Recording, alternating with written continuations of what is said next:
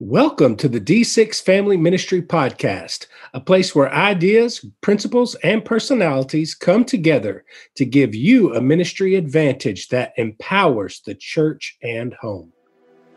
I don't know anything more important in our society or in the kingdom of God than to help the church, help the family. Discipleship is not an event, it's a way of life. And one day it just hit me that discipleship at home was not about doing more. It was about inviting Christ into what we were already doing. The goal of family ministry is not families sitting on the couch holding hands and singing Kumbaya. The ultimate goal is families that love God, love people, and make disciples of all peoples. So that's why you're here. You're here to say 1 hour a week, as significant and as awesome as it is, we know that it's not enough and we want to be intentional with every hour.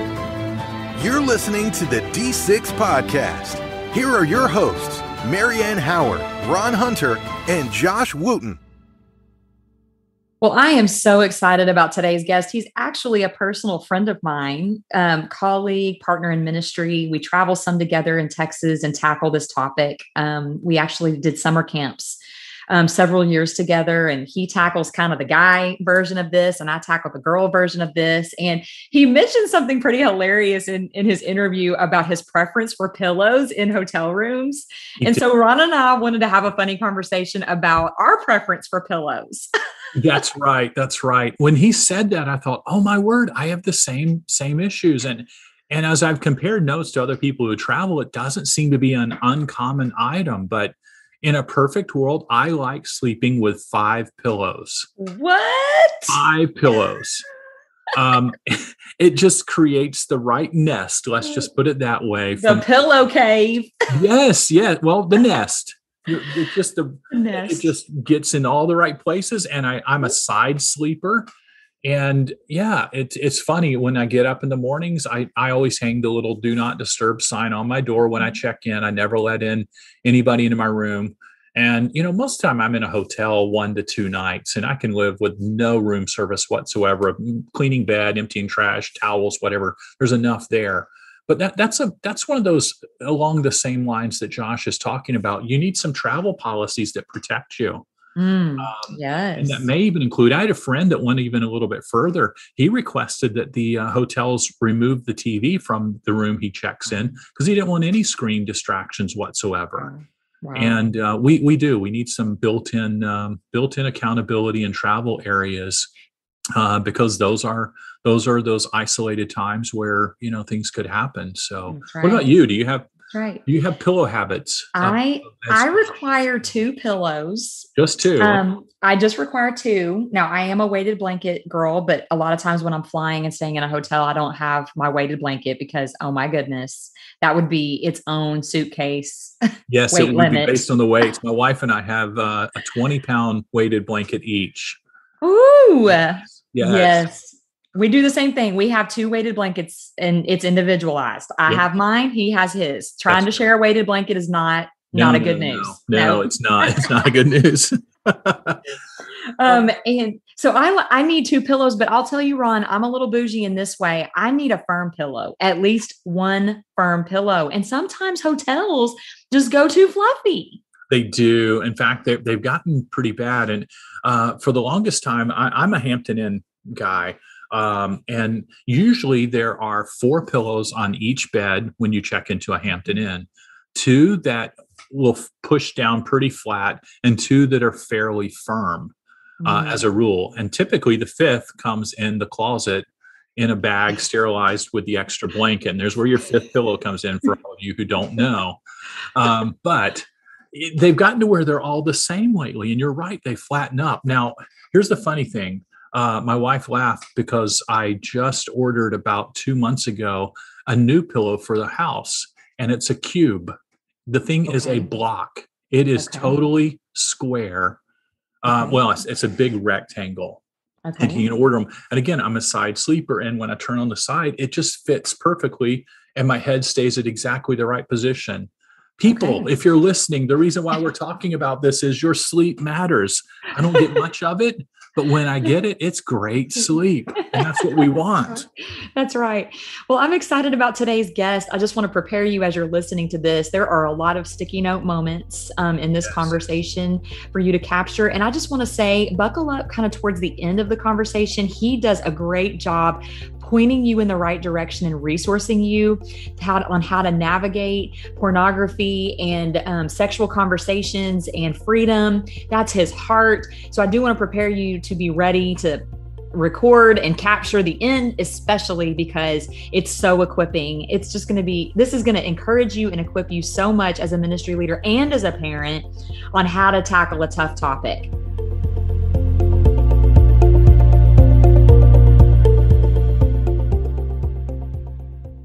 Start connecting with your family today with the D6 Family app, available for free.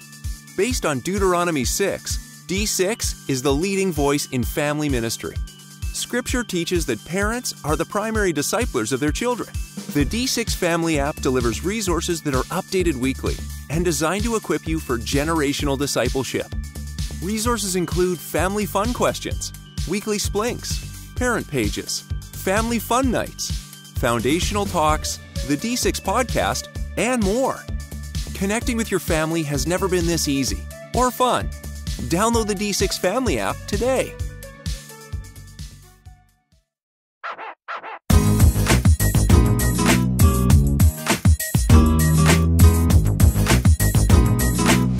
Josh Proctor serves with Caleb Micah Ministries and is passionate about helping men find cleansing and healing from the chains of pornography. He is married to Kelly, and they have 8 children, and their family resides in the beautiful state of Texas. Josh, thanks for being here today. No, my pleasure. Thanks for having me. So I read 8 kids, so I have to wonder, when you come to conferences like this, is it just like, oh, I get sleep finally? What's it feel like? Honestly, it is hard to sleep because it's just so different than our routine and our norm. So I get that. I do. My kids make fun of me because apparently I put a lot of pillows in my bed so I can have some sort of... And I think we could do a whole podcast on hotel pillows and why they are not pillows. adequate. There we go. Hotel pillows. Yeah, my neck's a little stiff this morning. Well, we're talking about a topic that is so prevalent in society right now, both in the church and outside the church, and that is the issue of pornography. And today we're looking at pornography and the gospel. Now, this may sound like a really obvious question to some, but how widespread of a problem is pornography right now? Well, the issue is because of the internet and because of smartphones and because over half the content on the internet is sexual in nature. Oh, wow. Anybody who has access to the internet, which is like having a phone in your pocket, has a chance to stumble on it. And so what I tell everybody is, however bad you think it is, it's worse. Wow. Well, something that's kind of scary to me is how mainstream that pornography is becoming.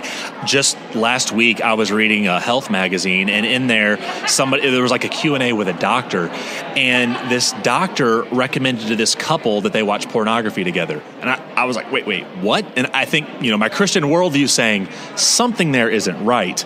I've even heard of some secular counselors recommending it to couples and saying, yeah, this might be a good idea for your marriage. What are the dangers and consequences of pornography that we seem to be ignoring? Yeah, so when they recommend that, part of that is because they feel like if there's experimentation, then it will, like, quote unquote, spice up the love life. The problem is sex is supposed to be sacred. Yeah. Sex is supposed to be holy. But because we have treated marriage like a contract, we then also treat sex as casual. And we've got to go back to treating marriage as a covenant, so we treat sex as sacred. And so 1 Corinthians chapter 6 talks about that when I unite myself with one sexually, I become one with them. It actually says, like, I'm united with that prostitute. And so what we're learning about brain science, when we're watching images that are pornographic, the way our brain receives them, it's almost like we become one with what we're watching. And so for a couple who says, we're going to do this, instead of being one with each other, they're becoming one with what they're watching. And then all kinds of different things come into play. Like one partner might say, hey, I want to do this to spice things up. Or one partner might have some jealousy that starts to creep in because they're comparing themselves to what they're watching. And sex was never meant to be explored or experimented in that fashion. It was meant to be discovered and enjoyed together with that husband and wife for life as they learn how to enjoy each other. And so the danger of that is they miss that intimacy with one another and have intimacy then with all these other people that they're watching pornography with. And you know, as you're saying this, I'm thinking about I'm in my 30s.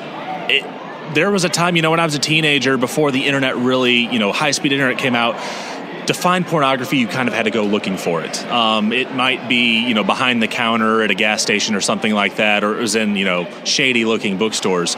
Now it's just all over. Right.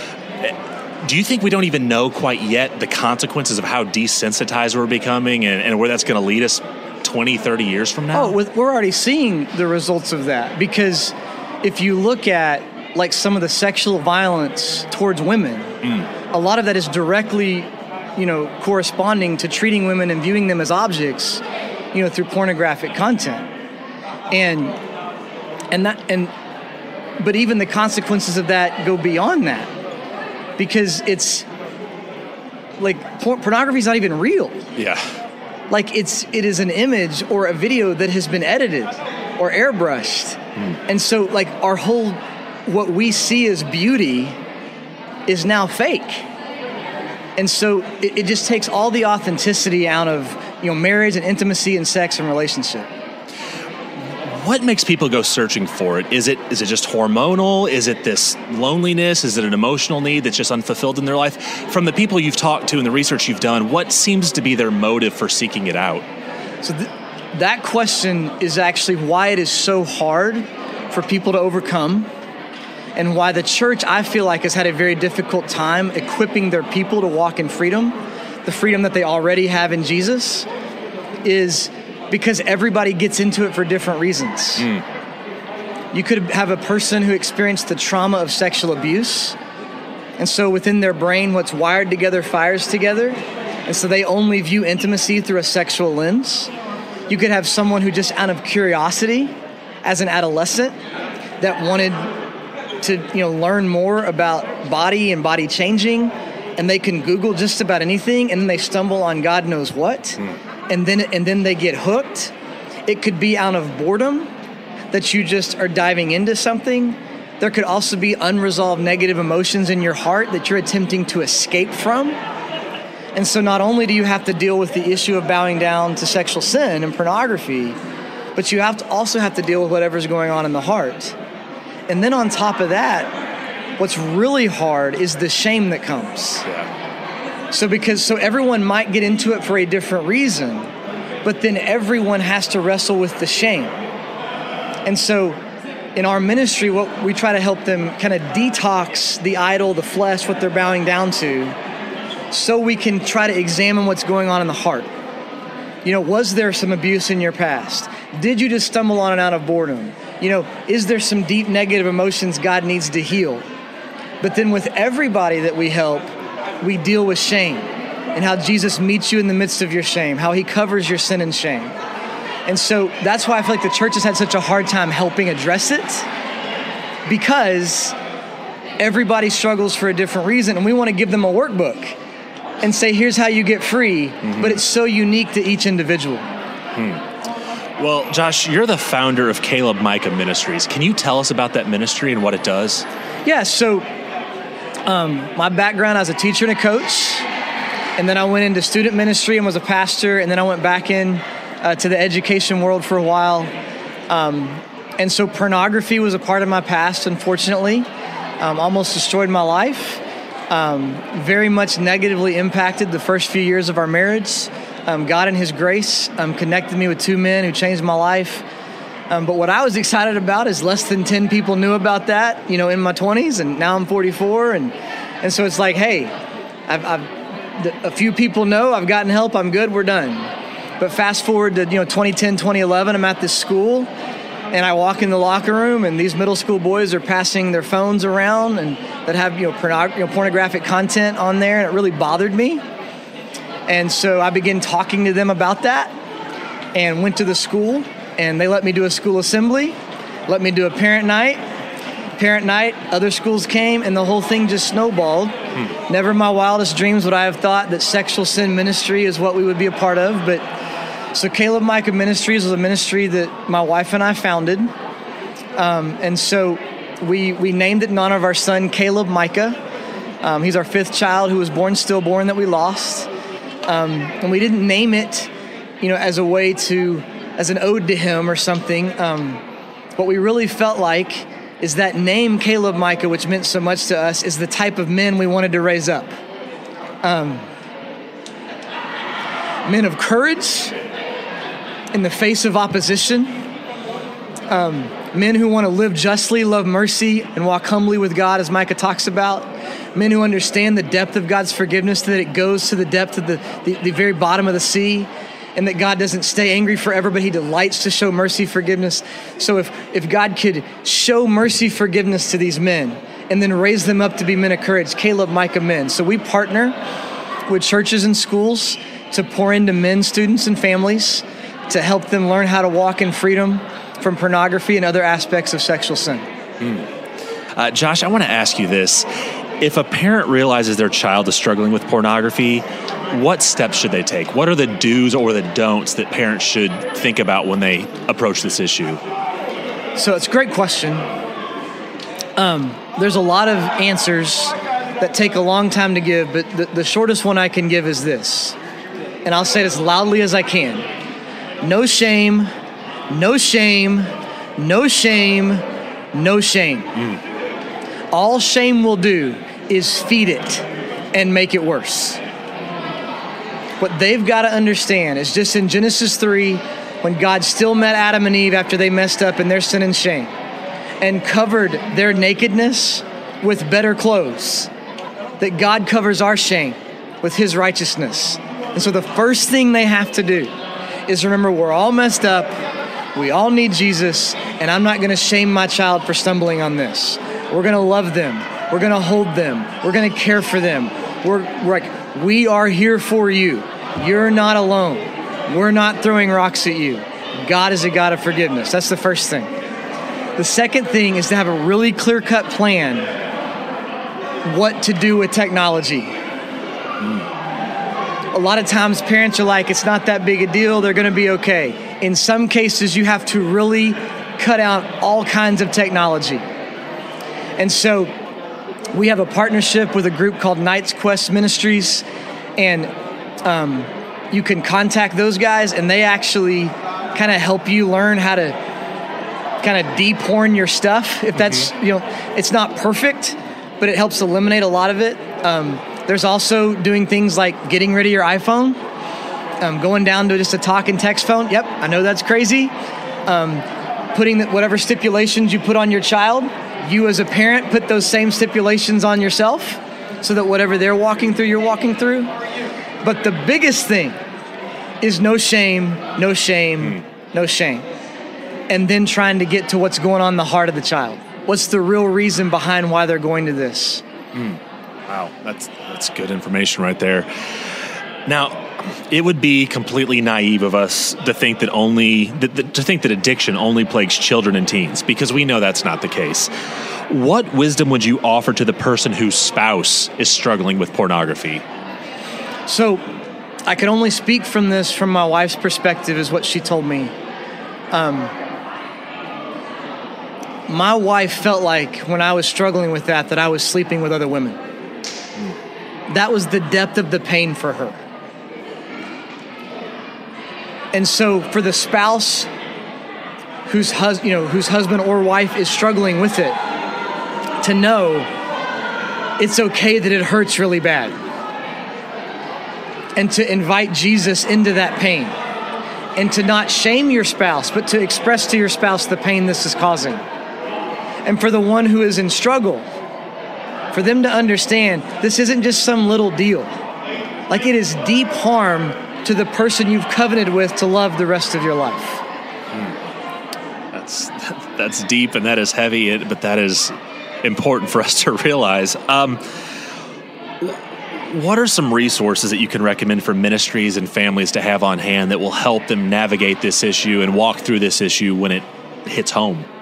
Yeah, great question. So this is a secular resource, but it's great to educate mom and dad on the pervasiveness of pornography. It's called fightthenewdrug.org. Fightthenewdrug.org has all kinds of stats, all kinds of research, all kinds of information on how pervasive pornography is in our culture and how it's impacting our kids and our students. Our website, a new website that we recently launched, is pornfreeshamefree.com. And we're going to be putting out like a couple blogs and a couple podcasts a month that is helpful for men and students and families. AuthenticIntimacy.com is a great website resource.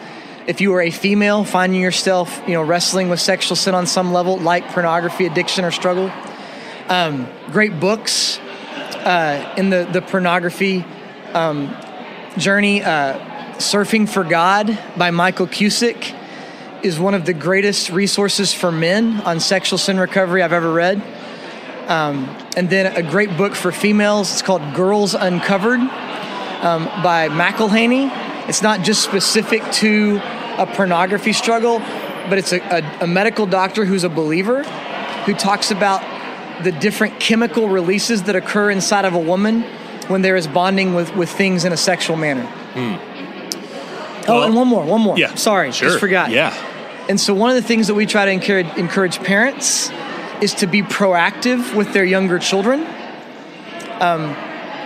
We talk to our kids as they get older about alcohol and getting drunk. We talk to our kids about the dangers of drugs. We don't want to talk about pornography because it's like, taboo. Maybe they'll want to go look at it. One of the greatest resources for small children and elementary age children is Good Pictures, Bad Pictures, and Good Pictures, Bad Pictures Junior. And they recommend it, not kidding, for as young as preschool on the Good Pictures, Bad Pictures Junior. And what it does is it helps the parent learn how to communicate with the child in an age-appropriate manner what pornography is. So if they stumble on it, they're able to then come to the parent without shame and say, hey, I saw this. And that helps it stay in the light as opposed to then having maybe an addiction grow in the dark. Yeah, and you just said exactly what I was going to, ask you about, because it's uncomfortable. I don't think it has to be uncomfortable, but it still is uncomfortable, especially in the church, to talk about.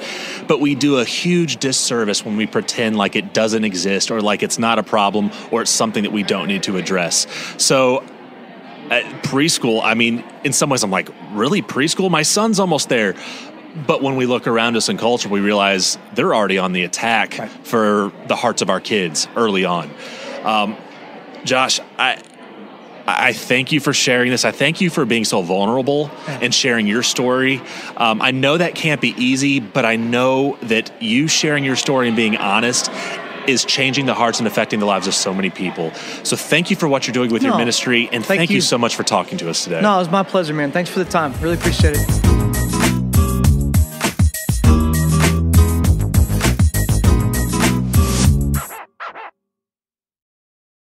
All right. The mantra that Josh challenged us with is no shame, no shame, no shame.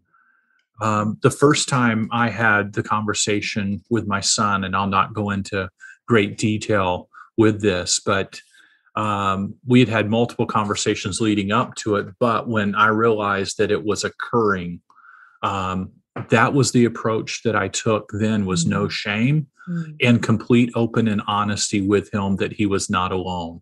And he needs to hear that. And I think that was a key conversation for he and I to approach that and saying, listen, almost every guy I've ever known has struggled with this at some point or another, whether or not the end result, at least the temptation or the left side of it. And I appreciated that portion of what Josh is saying, because I did not realize that if you dump the shame on, it simply fuels it even further. I did not realize that pushes one further down that hole of temptation, so to speak.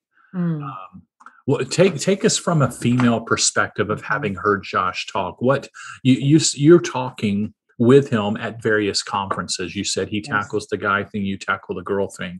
Yes. What does the guy need to hear from your perspective, Marianne?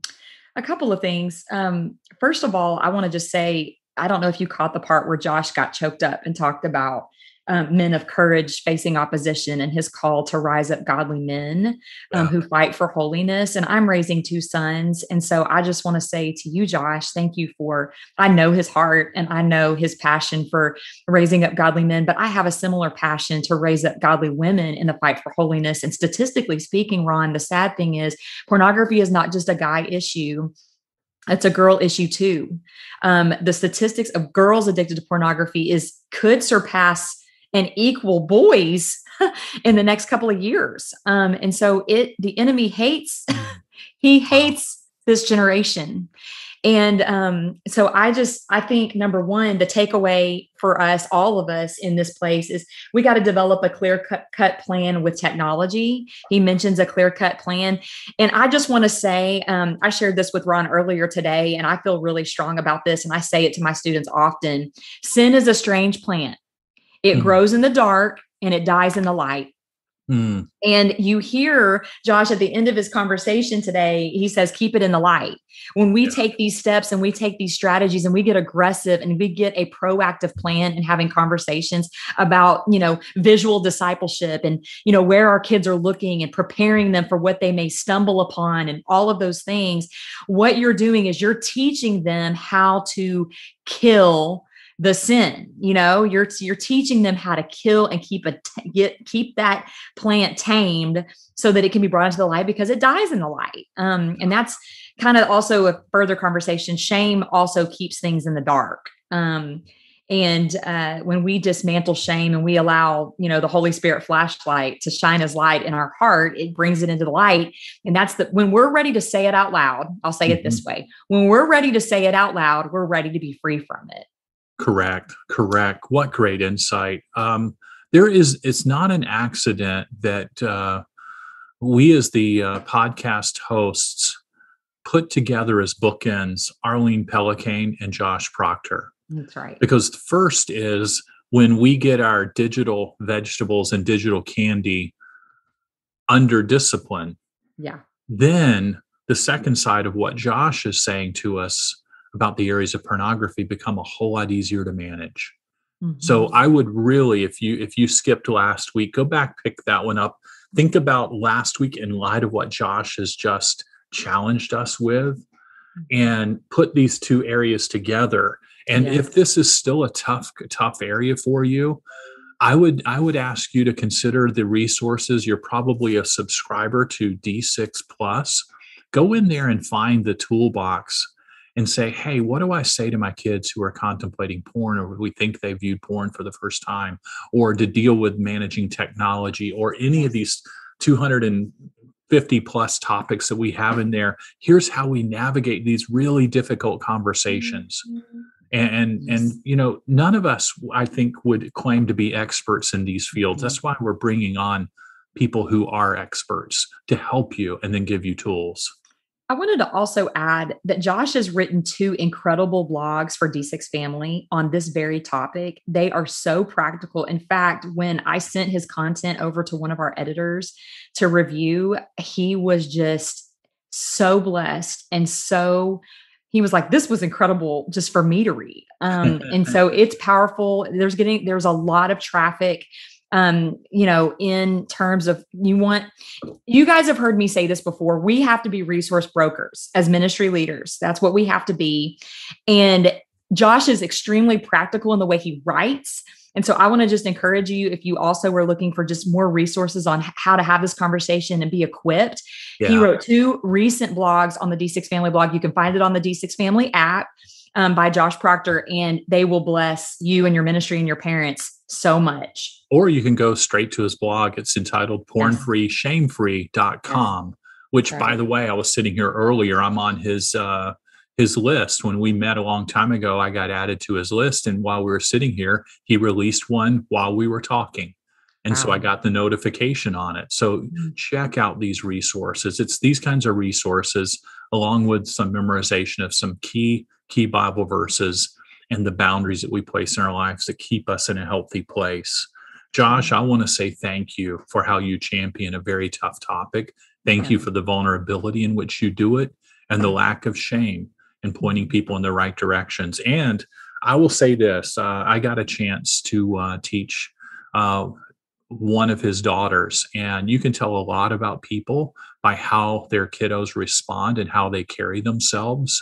And being around his daughter, who was in the class I taught, told me how impressive of parents that Josh and his wife must be.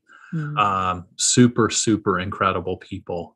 And Josh, we're very, very blessed to have had you at D6 conference and to have you on the D6 podcast. Next week, we're going to have as our guest Yancey Richmond. And Yancey is a very accomplished musical artist, songwriter, and kids men ministry leader. And she's going to bless our hearts as we look forward to that one. Until then, let's pray for the right boundaries in our lives.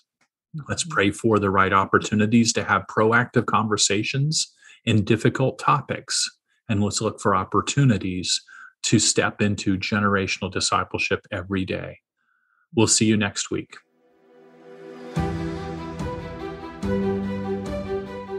You've been listening to the D6 Podcast. You can learn more about D6 at d6family.com.